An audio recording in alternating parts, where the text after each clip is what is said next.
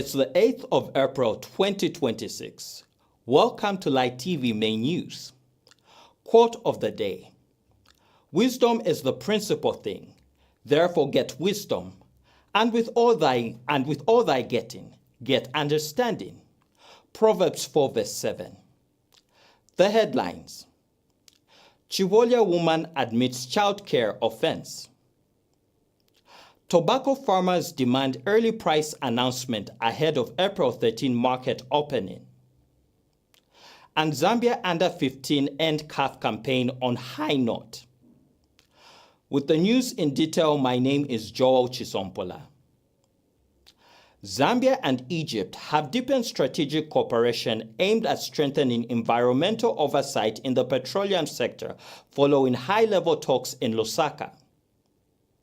The meeting brought together Minister of Green Economy and Environment, Mike Elton Mposha, and Egyptian Ambassador Miada Essam, with focus on sustainable resource management, protection of water bodies, and clean energy advancement.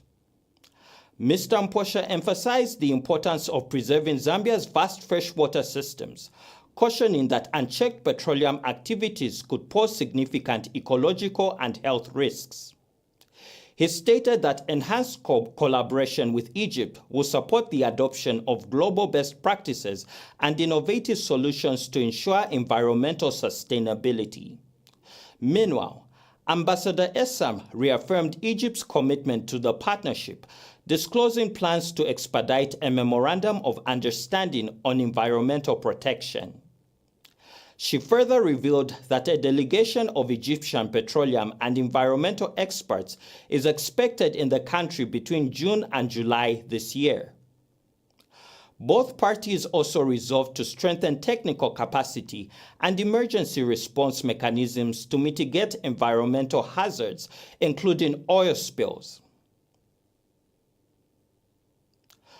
The Zambia Development Agency has approved a $600,000 United States loan facility under the Zambia Export Development Fund to boost export growth and support local businesses.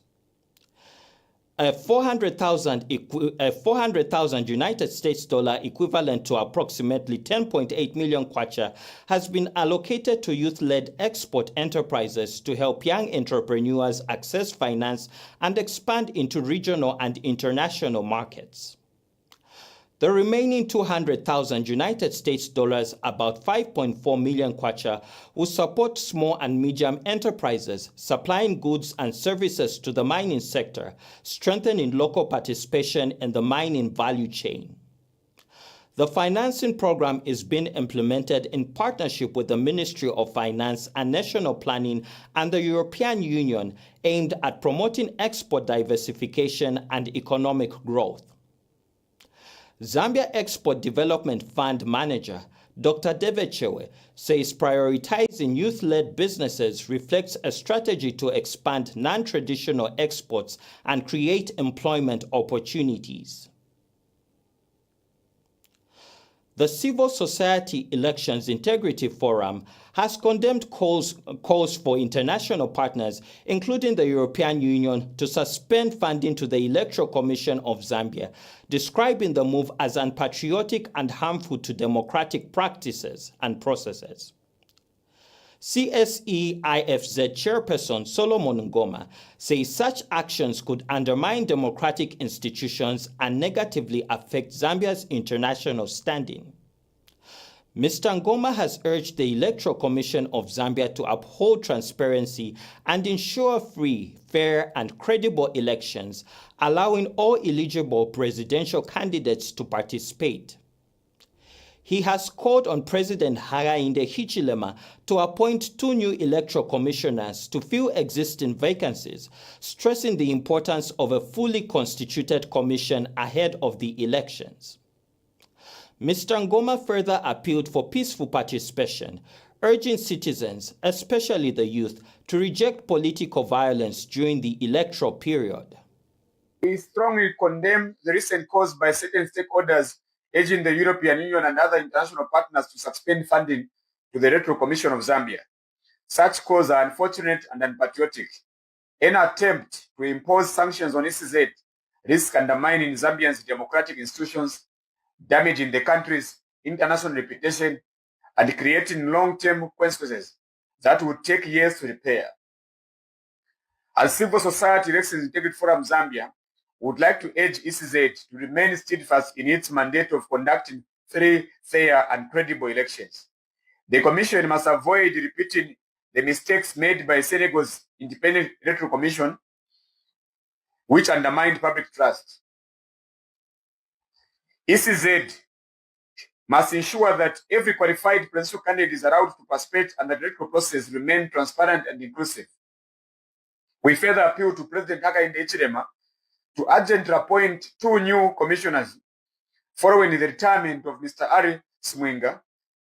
A full bench of commissioners is essential as the country prepares for the general elections in the coming months. The Minister of Health, Dr. Alex Katakwe, has expressed concern over rising mental health challenges and social pressures affecting citizens, particularly young people. Speaking when the National Council of Students' Unions paid a courtesy call at Ndeke House, Dr. Katakwe said mental well-being has become a growing public health concern requiring urgent attention.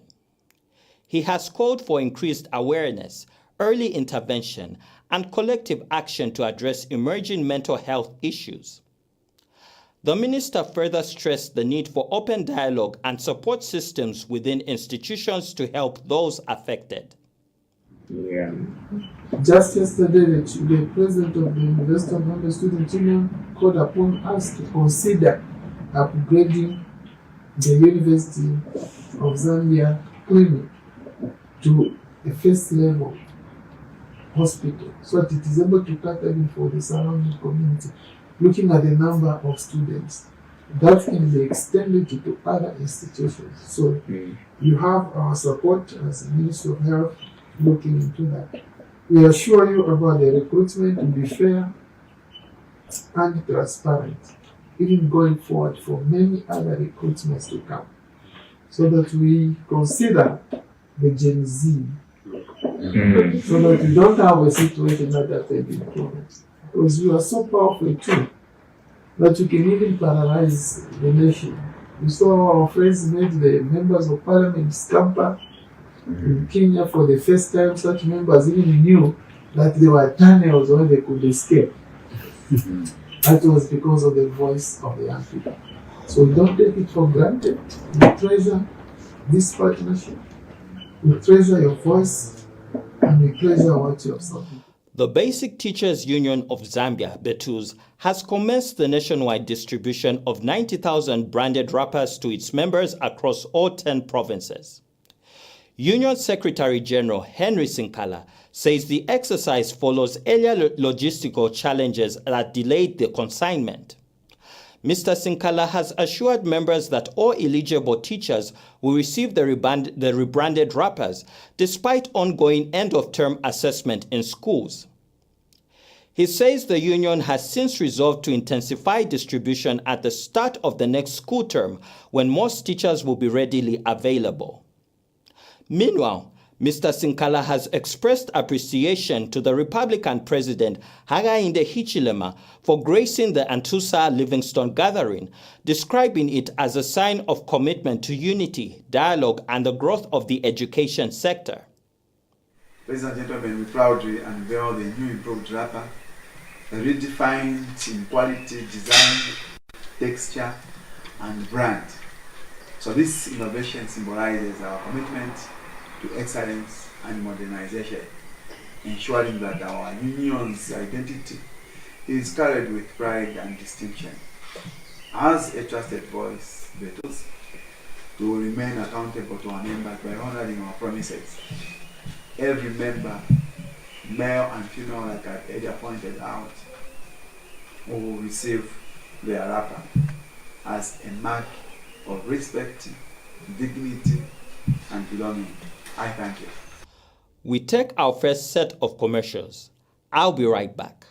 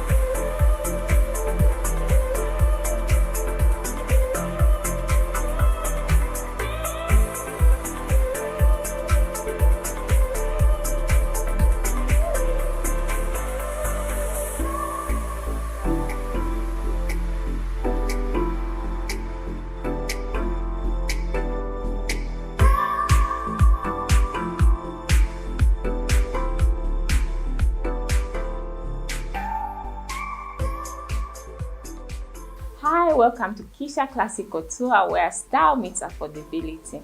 We have great quality clothes, slippers, speak of anything you would like to wear, we have it here. We are located in Avondale Small Market near the complex. You can reach us on 09735000044 on WhatsApp. Then for Instagram or Facebook, you can search for Kisha Classic Couture. We have nice clothes that you will love at affordable price. Then for delivery, we do deliver within Lusaka and outside Lusaka. Outside Lusaka, we use couriers such as Platinum. So please come through. We deliver countrywide. Then within Lusaka, we use bikes to deliver. So we are able to reach you anywhere, wherever you are. We are able to reach you.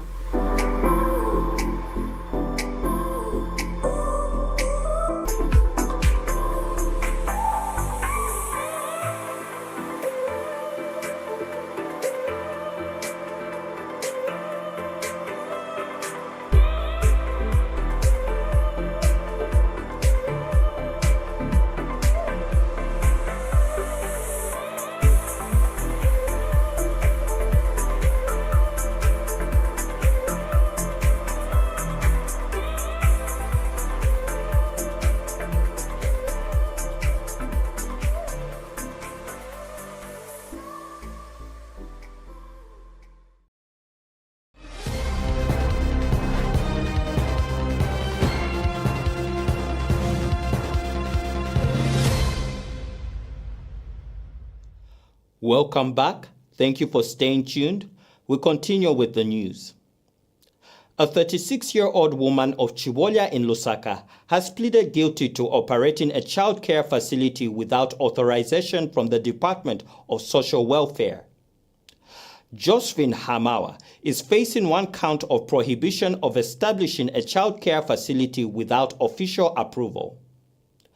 The court heard that Hamawa established and operated the facility without clearance from the Department of Social Welfare, contrary to regulations governing the management of child care institutions. When she appeared before Lusaka Principal Resident Magistrate Ida Piri, Hamawa admitted the charge. She told the court that although the facility is registered with the Patent and Companies Registration Agency, PACRA, she was not aware that she also required approval from social welfare authorities to operate. However, Magistrate Piri emphasized that ignorance of the law is not a defense, noting that operators of child-related facilities are required to comply with all regulatory frameworks to ensure the safety and welfare of children.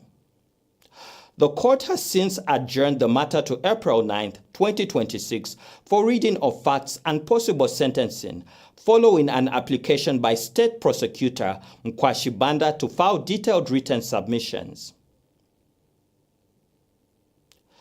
The Center for Environment Justice, CEJ, has called for fair, transparent, and community-centered approach to financing Zambia's energy transition. CEJ Programs Coordinator for Environment and Extractives, Jennifer Mwanangombe, says energy investments must prioritize local communities and ensure justice in all development initiatives. She notes that Zambia's heavy reliance on hydropower leaves the country vulnerable to climate shocks, while dependence on charcoal is driving deforestation and health risks. Ms. Mwanangombe has further urged increased investment in renewable energy, particularly in rural areas, alongside stronger transparency and accountability in the sector. She says young people should be empowered through skills development and access to green financing to drive an inclusive energy future. Zambia stands at a critical moment in its energy transition. With over 80% of our electricity coming from hydropower, we are increasingly vulnerable to climate-induced droughts, load shedding, and energy deficits that affect both our economy and livelihoods. At the same time, heavy reliance on charcoal and biomass for cooking continues to drive deforestation and pose serious health risks, particularly in rural communities. As the country works to expand renewable energy, financing will play a central role. Encouraging progress has been made through initiatives such as renewable energy financing frameworks, solar investments, and green bonds, which are helping unlock capital and diversity for Zambia's energy mix. However, financing the energy transition must go beyond mobilizing resources. It must ensure fairness, accountability, and sustainability. The Ministry of Tourism says Zambia is intensifying efforts to combat wildlife crime and promote conservation. This follows the unveiling of a pangolin sculpture by Wildlife Crime Prevention at Kenneth Kaunda International Airport, aimed at raising awareness on wildlife protection and the fight against illegal wildlife trade.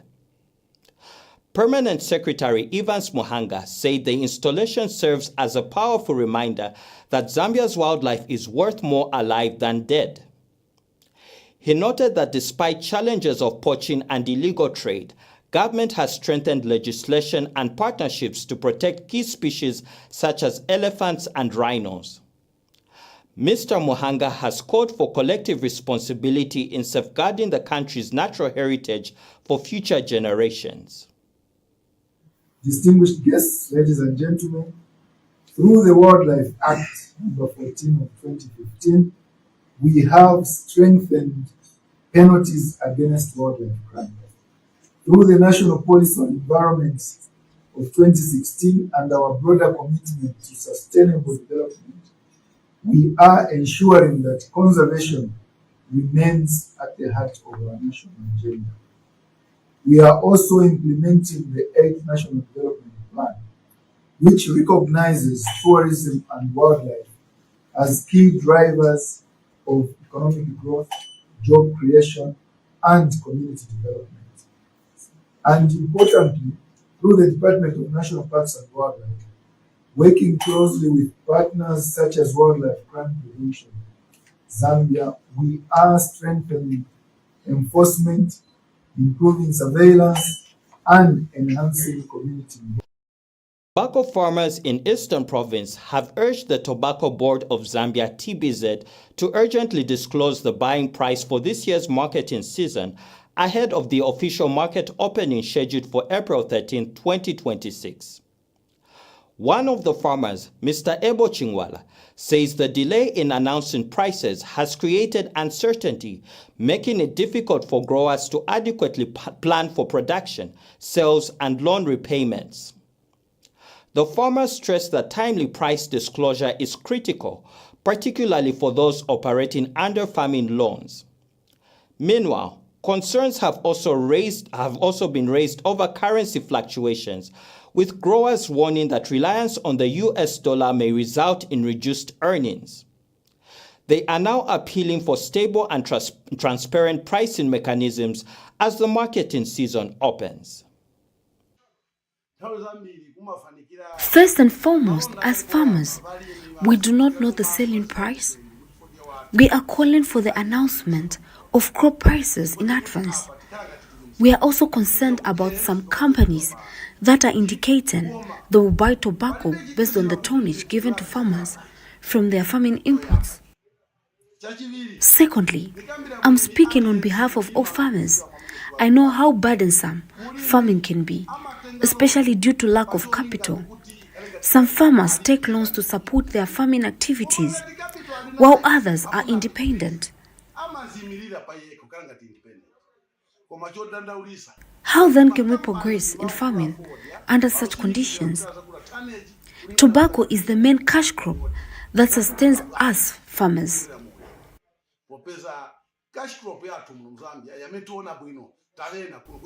Especially in Eastern Province, it helps us educate our children, make medicine, and support our families. We are therefore appealing to the Tobacco Association of Zambia to come in and assist. We take our second break. On the other side, join me for sports and international news.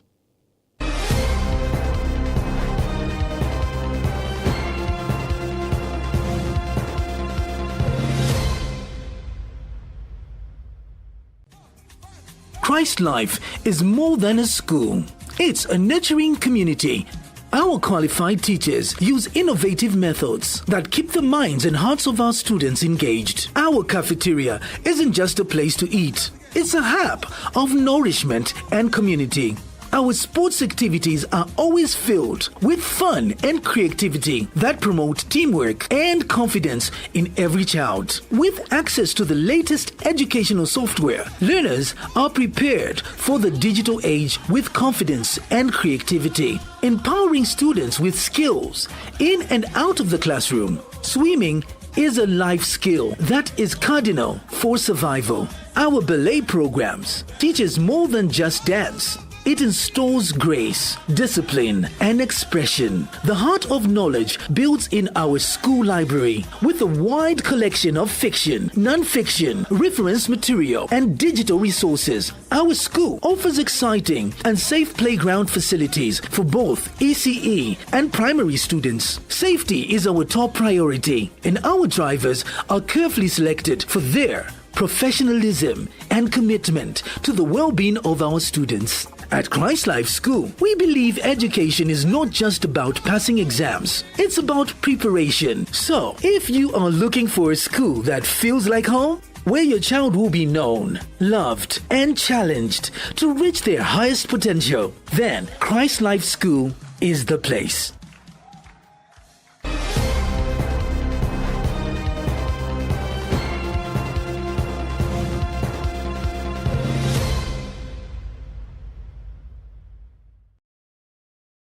Welcome back. Thank you for staying tuned.